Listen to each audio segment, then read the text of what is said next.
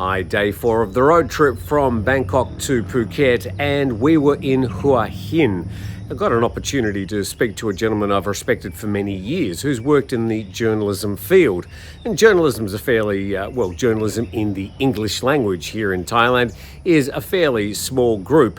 But a person I respect greatly is Jonathan Fairfield. He's the editor of the HuaHinNews.com, and I thought I'd drop in and have a chat to him about his thoughts about journalism in the English language here in Thailand, and also about the place he lives in, Hua Hin. So, Jonathan, I've been here in Hua Hin for exactly one day, and my first impression was it looked or it appeared a bit quiet.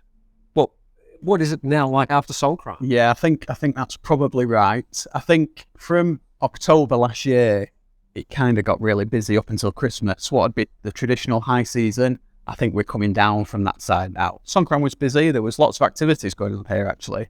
People came out. Wet? I wasn't in town, actually, but I know plenty of people who did. And yeah, there was kind of 3 locations around town where they're all throwing water, and the first time in like 3 years have been able to do so. So that was pretty busy, but definitely quieter now. You're right with that. So as things sort of went up, December, January, things were very busy, and then January, and people thinking, oh, it's just going to keep on going up and up and up until it gets back to the sort of the 2019 pre-COVID numbers. But I think now, certainly in Phuket, the numbers are starting to drop. It's down about 20% since February, and we are going into this wet season. So what do you think is going to happen here? Are you going to get what you had wet season traffic 2019, or is it going to be below that? Yeah, I think very similar, probably. Like you said, nobody really knew after COVID, did they, whether it'd revert back to the old high season, low season. Yeah. Whether we kept on hearing about this pent-up demand, this revenge tourism, revenge travel were the terms they were throwing around.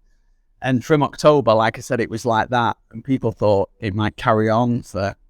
I know kind of TAT had muttered those kind of words, but I don't think we're seeing that. And I think probably we're kind of coming into the low season, and I expect it probably revert back to how it always used to be, which again, October time next year, it'll start picking up again. So I'll get you to look into your Thai tourism crystal ball and then your Hua Hin crystal ball. How long do you think it's going to take? Months, years, whatever, until we get back to those 219 figures? It's difficult, and you need a pretty big crystal ball. I think it'd be a while, yeah. It'd be a good year, I'd say, before... I said about a decade. You think so? Yeah, well, yeah, I mean, it could be. We're a bit different here. That it's still massively reliant on domestic tourism. You get a lot of those, like Bangkok weekend. Yeah, it's like 90% of all the tourists that come here. It's huge. We've also got other factors in play, like that they're kind of in the process of updating the airport here. They want more international flights. There's talk of that happening later this year. Do you get any international flights now? No. So what's the story? It's crazy, right? It's crazy. Coming down the road from Petchaburi, we went under an underpass, which was obviously part of the runway. So you've got a runway and you've got an airport. Where's the plane? Yeah, so they do... there's one currently there's flights between Hua Hin and Chiang Mai, and that's it. They happen like 4 times a week. AirAsia. Before COVID, there was a flight Hua Hin to Kuala Lumpur, and then going back 20 years, there's been various attempts for flights. Hua Hin to Bangkok was one. Everyone kind of flying out of Chiang Mai, getting off the plane. Yeah, well, you're joking, but that's a lot of people are doing exactly that. Yeah, exactly that. There's a lot of kind of expats here that are here for, normally living in Chiang Mai, are here for 3 months or so, yeah. Wow. The story with the airport, there is a plan in place to bring more international flights. It's a pretty ambitious plan, but one that is absolutely needed, I think. They're talking of flights to and from destinations within a 5-hour radius, so that brings into play Singapore, Hong Kong, or places like that. India, parts of China as well, so if that happens, it'll be huge. So what's the problem, though, that they forgot to empty the bin? Yeah, I don't know. There's been some expansion happened at the airport, so they've had to like upgrade the runway and things like that. From what I understand, it's kind of a more senior level now, and it's just waiting for sign-offs and things like that. You know how things... 10 years? What? There's talk.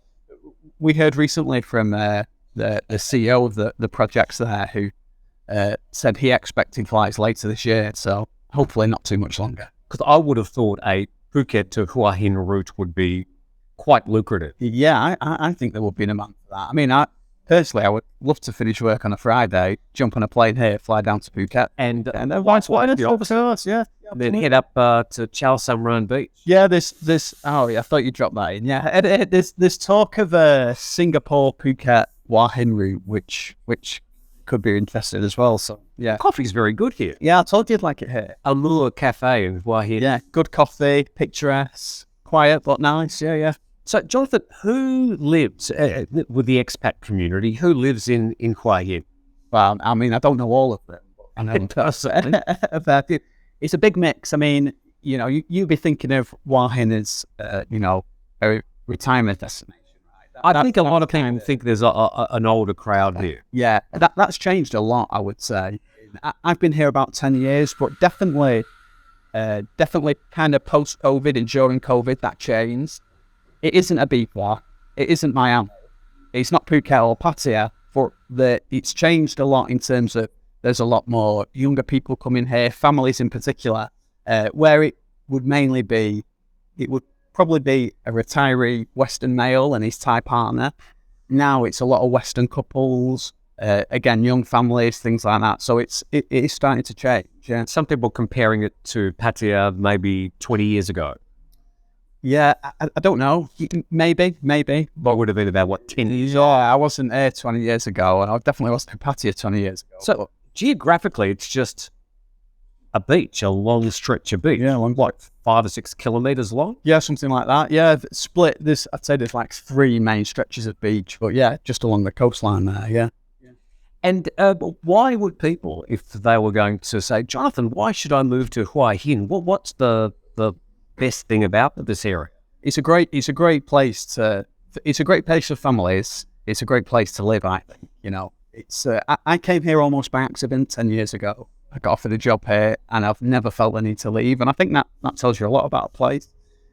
It's kind of just got everything you need. It's just got everything you need. So the beaches are nice. There's good healthcare.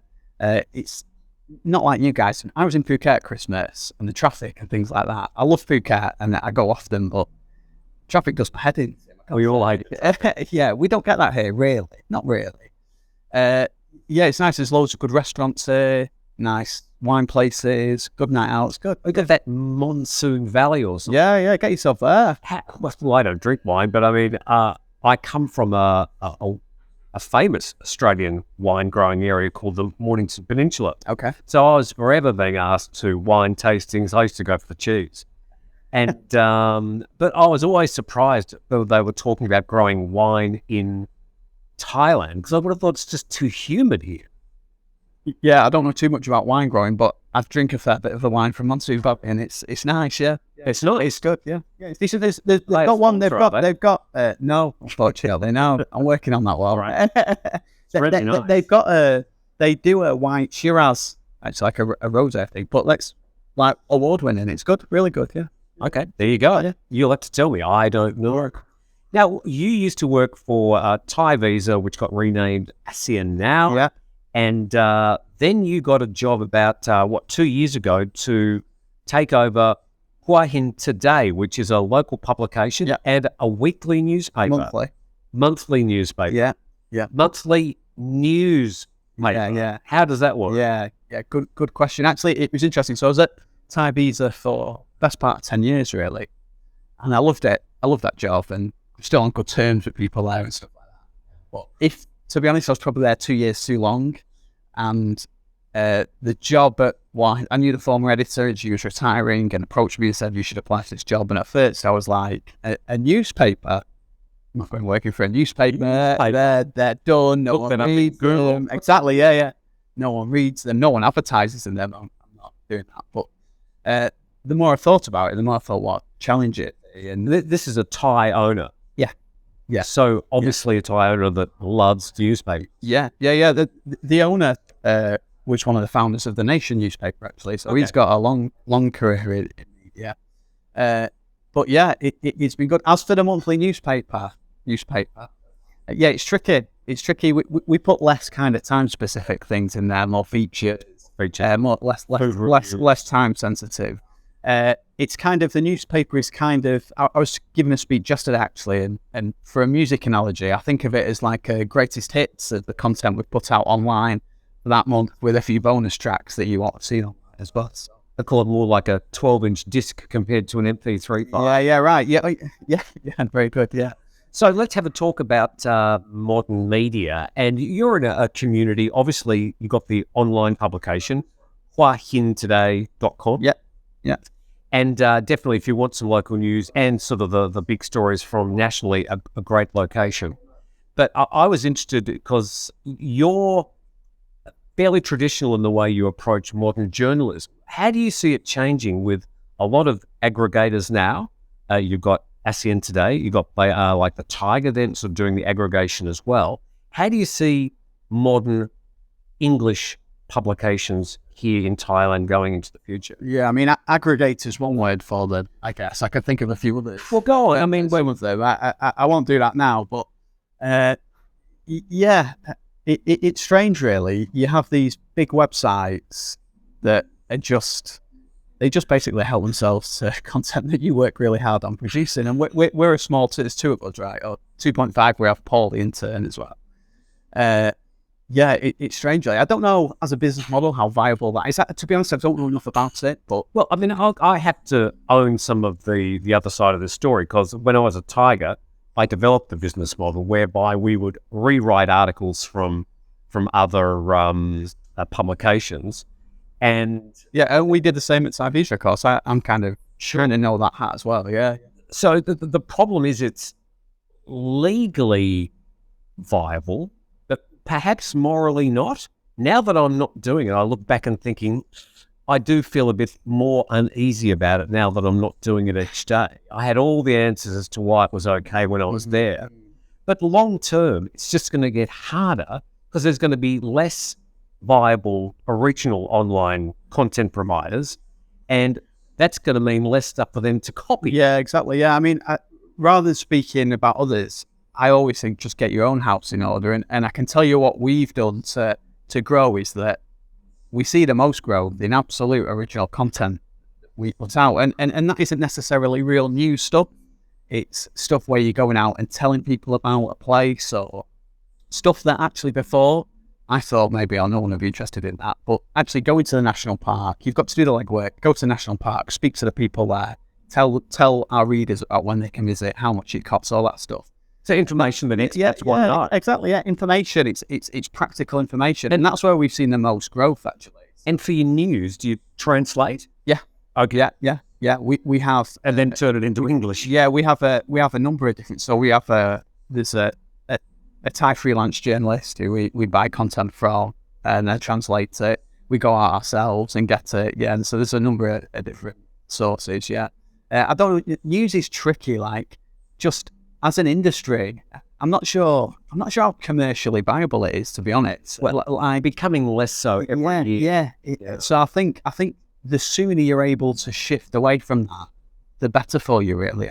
And now with things like ChatGPT that can sort of just instantly rewrite art. There's another dynamic to it again. Yeah. So the industry has changed so quickly, and I've got my little corner, with the YouTube channel and stuff. Yeah. And you've got your little corner being Hua Hin. Yeah. So one of the things that I did when I started here was before, and this isn't a criticism about people who come before me, it's just how it was. So Hua Hin Today used to do a lot of different news.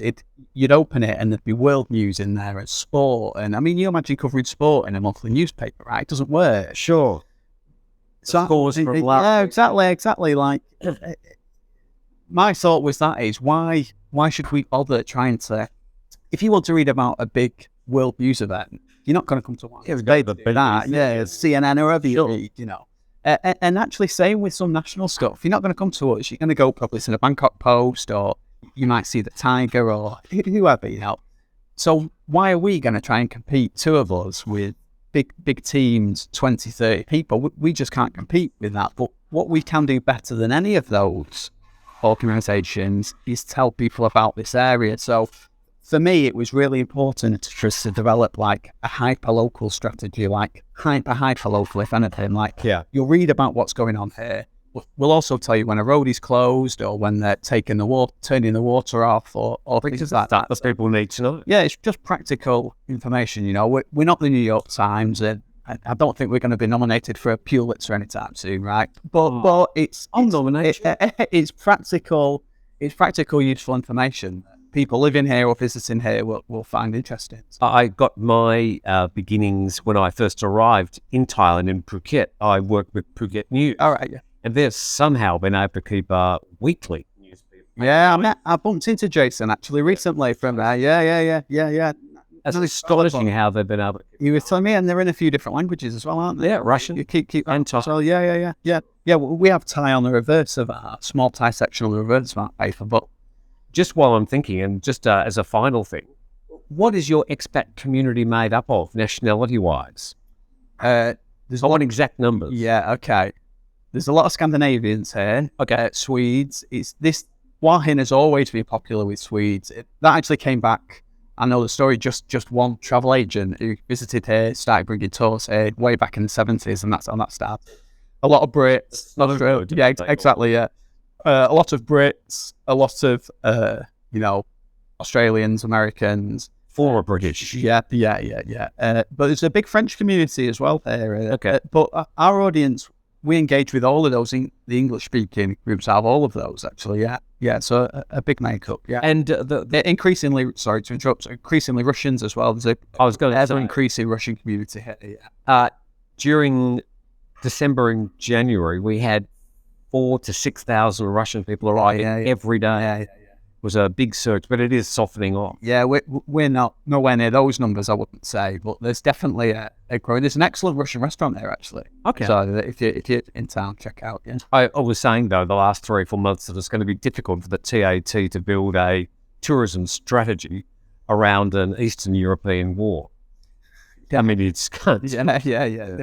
Yeah, we don't get too many. We get some Indian tourists. Actually, Hua Hin is a big destination for Indian weddings. Actually, yeah, some of their hotels are big players in that. Yeah, and actually, we don't ever see that because they come stay at a hotel, basically just stay there and go away. A lot of people probably living here have no idea about that, but Hua Hin's a real big destination. 3 or 4 days long. Yeah. They spend up big money spent at great weddings. Yeah. Jonathan, great to meet you. Yeah, pleasure. Yeah, it's been a long time, yeah. We've had a few chats online in the past, but great to meet you. Yeah, good luck with HuaHinToday.com and the monthly newspaper, which will be full of features. And thanks for your time. Yeah, cheers, Tim. Pleasure.